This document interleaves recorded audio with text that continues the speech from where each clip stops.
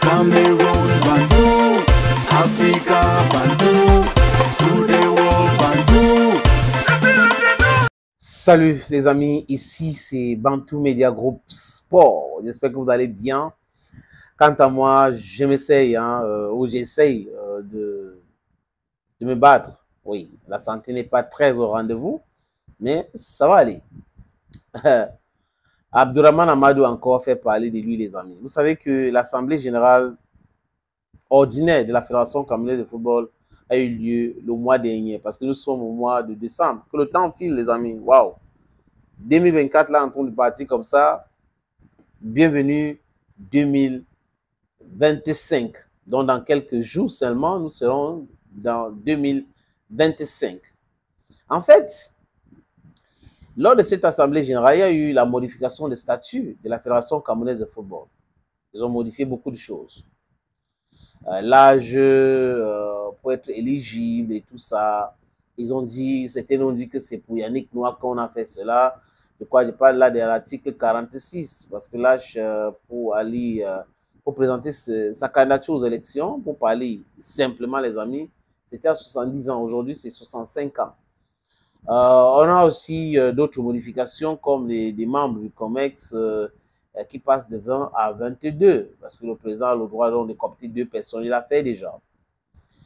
On peut citer beaucoup d'autres articles du statut de la Fédération camerounaise de football que l'Assemblée générale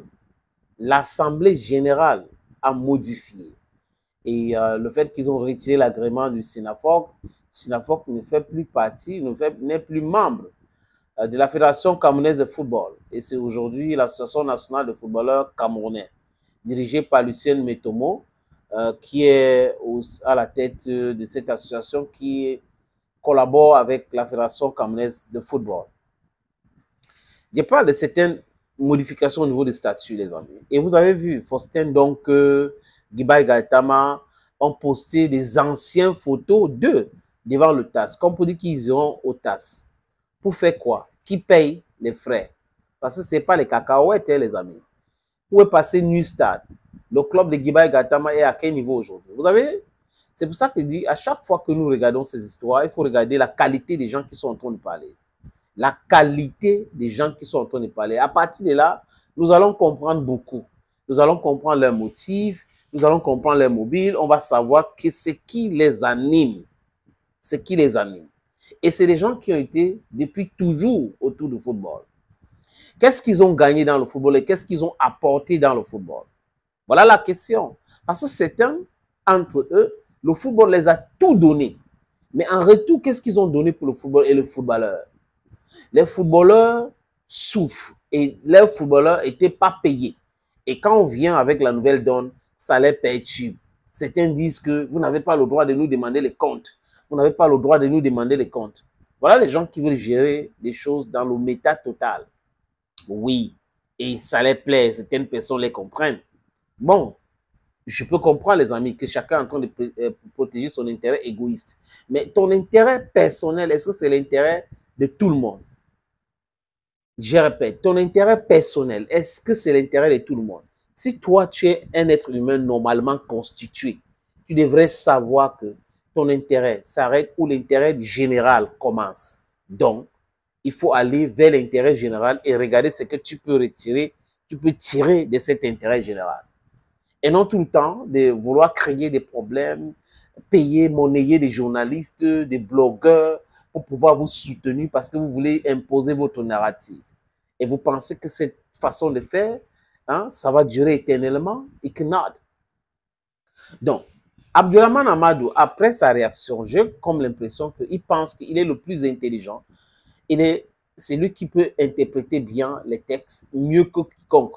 Donc, au niveau de la Fédération camerounaise de football, il n'y a pas de gens suffisamment informés, suffisamment outillés pour interpréter, pour regarder ce que disent les textes, les lois et autres. Quand le conflit Marc Brice, Minsep, Fekafou, Ngongo a commencé, quelle était la personne morale qui parlait beaucoup plus de la loi? C'est la Fédération camerounaise de football qui a invité le ministre d'aller respecter ou d'aller consulter le décret de 2014. Tout le temps. Mais on ne voyait pas Amadou. Amadou ne les soutenait pas, Amadou soutenait le ministère. Et on a vu à la fin de fin que quoi? À la fin de fin que la FECAFOOT avait raison. Abdourahmane Amadou a attaqué les nominations de Samuel Eto'o-Fils. Et c'est ce que Samuel Eto'o-Fils a nommé qui sont là aujourd'hui. C'est des éléments que j'envoie comme ça pour que vous puissiez comprendre ce qui anime certaines de ces personnes-là. Ils sont uniquement là pour protéger les intérêts. Et apparemment, Samuel Eto'o n'est pas là pour les intérêts. Donc, du coup, il faut combattre par tous les moyens Samuel Eto'o-Fils. Il faut tout faire pour qu'il tombe. Les gens qui avaient déclaré que si Samuel Eto'o en 2023 reste président de la FECAFOOT, ils ne vont plus parler de football. Ils continuent de parler de football. Donc, Abdourahmane Amadou a trouvé quoi? Après d'être humilié par la CCA, humilié par le TAS, il commence à... on avait pensé que c'était bon pour lui. Le match Cameroun-Namibie aussi, les amis. Je vais rapidement parler de ça. Abdourahmane Amadou avait fait une sortie pour nous expliquer comment ça se passe et pour choisir le stade. Et dit que l'État est debout, que le match ne peut pas se jouer à Garoua, que ça va se jouer à Yaoundé. Ils sont nombreux qui ont fait cela. Parfait Siki, l'ancien secrétaire général, Guibaï Gaëtama et tout ça. Ils ont raconté cela, mais ils ont été, même Jean-Bruno Tani, ils ont été humiliés. Il a dit humiliés, copieusement humiliés. Jusqu'à là, il a dit qu'ils ont encore le courage de venir nous parler. Des gens qui sont derrière le dédouanement des comptes. Il a dit qu'ils viennent nous parler. Ils viennent nous parler encore de football. Encore. Il dit quoi maintenant? Il nous cite la loi de 2018.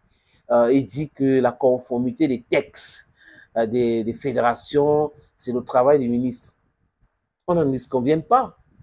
Mais est-ce que Abdourahmane Amadou est le porte-parole du ministère des Sports et de l'Éducation physique pour venir nous parler de la conformité? C'est au ministre vraiment et tout. Et les gens ont titré le sort de Samuel Eto'o-Fils, entraînement de moi le combi, comme le titre que vous voyez là. Ça n'est même pas de moi. Je vous ai dit que quand ça concerne Samuel, je prends ce que les gars là ont écrit pour essayer de déconstruire cela, pour que vous compreniez ce qui les anime.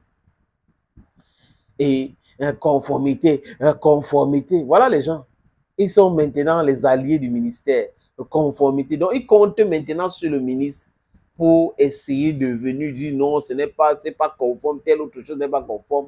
Est-ce que le ministre est prêt pour un conflit encore avec la fédération? That's the question. La fédération se gère. La fédération a ses textes. Les seuls organes qui peuvent interférer, c'est la FIFA et le TAS. Le reste que vous êtes en train de faire là, tout ce que vous êtes en train de faire là, d'accord. Disons que le ministre doit valider la conformité des textes. Qui a dit à Abdourahmane Amadou que ces textes-là ne sont pas conformes? Parce qu'il semble comprendre, il maîtrise tout, la conformité des textes, la conformité des textes. Lui, il maîtrise tout. Hein. Il maîtrise tout. C'est lui qui connaît tout, c'est lui qui doit parler. Quand il a fini de parler, on doit seulement applaudir. Qui t'a trompé comme ça, Abdourahmane Amadou? Qui t'a trompé? Tu te rappelles à l'époque de Iya Mohamed où tu es venu à Douala pour faire des interviews pour essayer de laver le nom de Iya Mohamed, non? On avait fait un entretien avec toi. Donc, vraiment, il faut arrêter tes histoires. Il faut arrêter tes histoires. Et depuis cette époque-là, j'avais dit, tu avais dit dans cette émission que je ne crois pas à ce que tu es en train de dire là. Tu as fait une démonstration, je disais que mais je ne crois pas à ce que tu es en train de dire. Iya Mohamed est parti aujourd'hui. C'est grâce aux gens comme toi qui passent leur temps à vouloir prouver tout, essayer de défendre l'indéfendable. Défends les choses qui sont défendables. Et ne te passe, c'est-à-dire que tu ne peux pas tout le temps te passer pour le plus intelligent, pour le savant, et que les autres ne connaissent rien. C'est malsain. Il faut essayer de changer. Le changement est nécessaire, avait dit Charles Schwartz. Thank you, friends. L'homme le plus noir de la terre, c'est moi.